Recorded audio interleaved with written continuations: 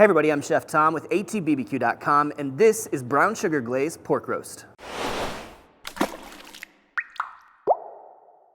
Well, today we're cooking a pork roast that's perfect for holiday gatherings. It's great for feeding a big crowd. It's got the sweet and the savory going on. It comes together fairly quick as far as large roasts go, and it's a pretty cheap cut of meat. We're cooking the pork butt today, but instead of taking it all the way to pulled pork, we're gonna stop just shy of that, glaze it up toward the end of the cook, and then we're gonna finish where you can actually cut slices out of this pork roast. So let's get started by actually deboning the pork butt. So what we're starting with here is a whole bone-in pork butt. This is Duroc pork from Creekstone Farms, great pork. And what we need to do is we need to get this blade bone removed from the pork butt. So this is gonna take a little bit of effort. This is definitely kind of a medium difficulty kind of task, but to be honest, if you're not up for it, I'd say just go ahead and leave the bone in. You'll still be able to slice about half of it, and the rest you can chunk up around the bone. As far as the cook and the flavors and all that, it'll all still work together. So what we're doing here is we're kind of getting down into this crevice because I know that right underneath it is where that blade bone is. And before we actually get into removing the blade bone, we're gonna trim out all of this extra tissue that's down here in this crevice because it ends up just kind of like, it's not a very appealing texture. You could eat it if you want to, but it's certainly not meat. It's not really fat. It has some fat in it. But a lot of this is just, it kind of ends up gross to chew on. So I always kind of take this out of here. And do the same thing on the opposite side. You're also gonna find some silver skin, and that's just the stuff that stuff doesn't break down, and you just end up chewing on it in the end. Down here, you kind of get into that fat cap where you can see there's a layer of meat in between. It goes fat, meat, fat. I'm just gonna leave pretty much all of that on there today. We'll have a nice ring of fat around the outside of the roast. So now to get rid of this bone, we're gonna follow that blade bone all the way down to the end of it. You can kind of see where it ends. You're gonna feel it with your hand. You can kind of feel around the edge with your knife and just start to make a cut around the edge of that blade bone. Now you've also got this meat that sits right on top of it here. We're gonna save as much of this as we can. So I'm just running my knife right along the back side of that bone. Now I've kind of freed the meat from that bone there. This is pretty much all bone on the top side now. We just gotta work the knife around it. And honestly, the really tricky part is underneath because of the way that the blade bone is shaped, it's gonna have a ridge right in the middle. So this is just a lot of feeling around, following that blade bone until you hit something, and then going around it. I don't ever want to just automatically go super deep because, you don't want to cut all the way through. But essentially what we're going to do is work our knife flat until you get to the center. Then you'll hit that little blade I was talking about. Same thing from this side, flat until the center. You hit that little blade. And then it's just the tricky business of getting over that blade that's right in the middle. And this is the part where you might just lose just a little bit of meat. But all in the name of deboning. You're not gonna lose too much, I promise. So there you go. We've freed that blade bone. That's that ridge I was talking about in the middle. Just a little bit of meat left behind on it, but not bad. So now we've got this big, ugly piece of meat here that we've got to make it look pretty. Now that I can see some spots that I've missed, I'm gonna go ahead and trim those up. For the most part, that's good. That's fat cap. So now that we've got that deboned and cleaned up, we got to make this look pretty again. And the way we're going to do that is we want to basically put it back together the way it was. And we're going to tie this. We're going to truss it all the way down to hold it into a nice cylinder shape that we can cut our slices out of. But before we do that, let's get some seasoning on the inside here. So pretty much here, if you can see exposed meat anywhere, it's going to get some seasoning on it. And today we're using one of my favorite all-purpose barbecue rubs, Plowboy's Yardbird. Great on chicken, maybe even better on pork. We'll start to kind of fold this back together, and we can hit the outside with a layer right now, and then we'll touch that up after we're done trussing, because we will mess it up a bit while we're trussing this. All right, we glove back up, we're gonna get our twine, and we'll start the trussing process. So get this rolled right back up into a tight cylinder shape. You're gonna take your twine and start at the far end. I'm gonna make one tie here to start things off. Go around 3 times so it grips and holds. And then from here, what we're gonna do is we're gonna make a loop. So you wanna make a loop, pull that loop down. You're gonna go about 1 or 2 inches from your last spot and then cinch it tight. No tie required, just a nice tight cinch, and then we'll repeat that same thing over and over all the way down. Make a loop, slide it underneath. Try and space these fairly evenly.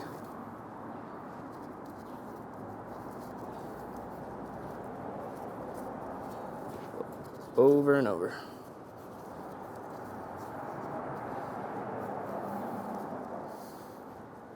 If this part's confusing you, if this is new to you, feel free to just tie a bunch of loops. You get the same thing done, it's just with a little bit more effort. So once you kind of get to the end where this starts to taper off, we're gonna flip this over and go around in the other direction. And here's a chance for you to kind of space these out. This is just for visual, really.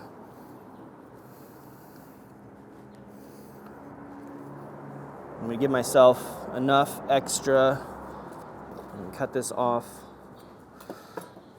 And then I'll just kind of loop this through every couple here, under, over. Flip it back to the other side. Come back to where we started. We're gonna go under and tie it off.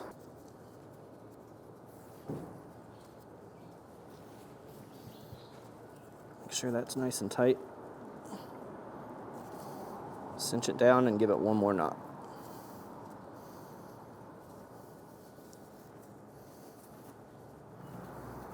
All right, and now our roast is trussed. So we're gonna touch up the seasoning just a little bit here. We've got some on the board we can use too. And this is ready to go onto the grill.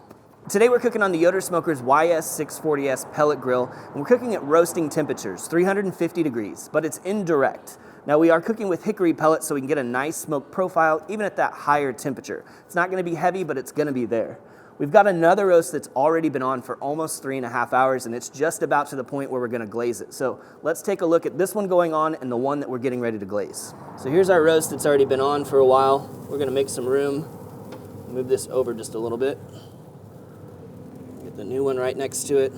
Now this one's just about to 170 internal, which is where we need to start glazing it to finish this off. We're gonna take this up to about 185 to 190 total. So let's put together our glaze.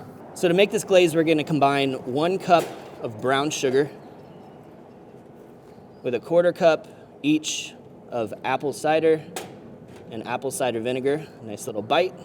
So we got sweet, we've got fruit, we've got tang. And we wanna get a little bit of mustard in here. And today we're using the Kozlik's Amazing Maple.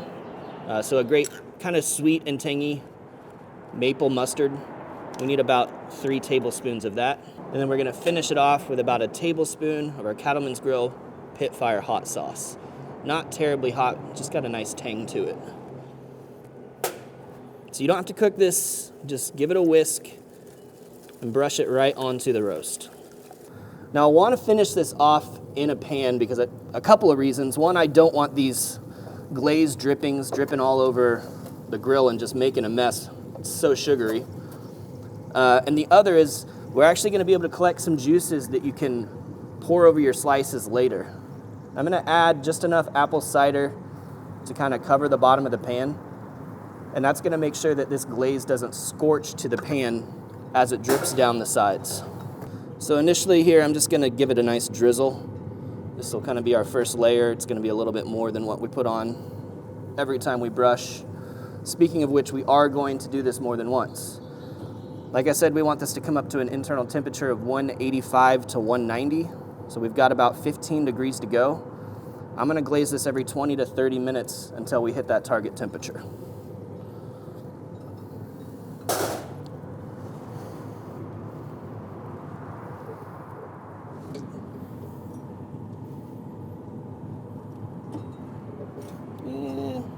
Over here.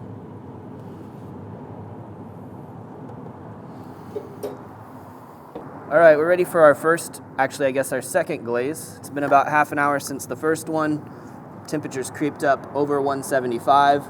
So we're making nice progress. We just want to keep painting this stuff on. So we're gonna form this nice, sticky glaze on the outside of the pork roast. All right, close her back up. Well, our roast has come up just past 185. We're like 186, 187 right now. We're 5 hours into this cook. It's been glazed 3 times already. We're gonna glaze it one last time and then pull it off of here.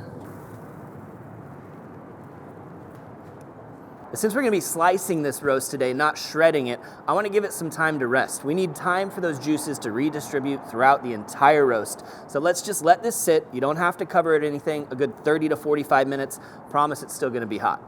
All right, our roast is rested. I'm gonna get this sliced up. Don't wanna miss any strings, so start there. All right, so now that we've got it untied, we'll go ahead and start slicing into this guy. Whoa, slicing like butter. So you can definitely, at this slicing temperature, you can slice these into good sized steaks for individual servings, but it's gonna be tender enough that it still kind of just pulls apart, holds together, but it pulls apart. If you feel like it's a little bit tight, like a little bit chewy, all you gotta do is slice it thinner, and it's gonna have the illusion of tenderness because you've shortened those strands. If we slice this one much thinner, it's just gonna fall apart. So you kinda wanna land somewhere in the middle.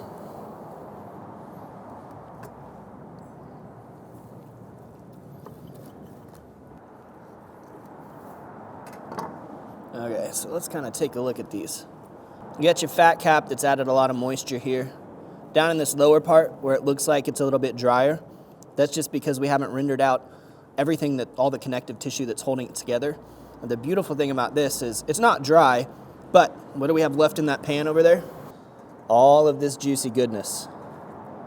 Take a dip in there, and you've just added moisture and flavor. So we can kind of just base these juices over our pork steaks. And look at this, you spend like, what, 20, 25 bucks on a pork butt? You've got a good 10 to 12 servings right here. This is holiday dinner on a dime. All right, here we go.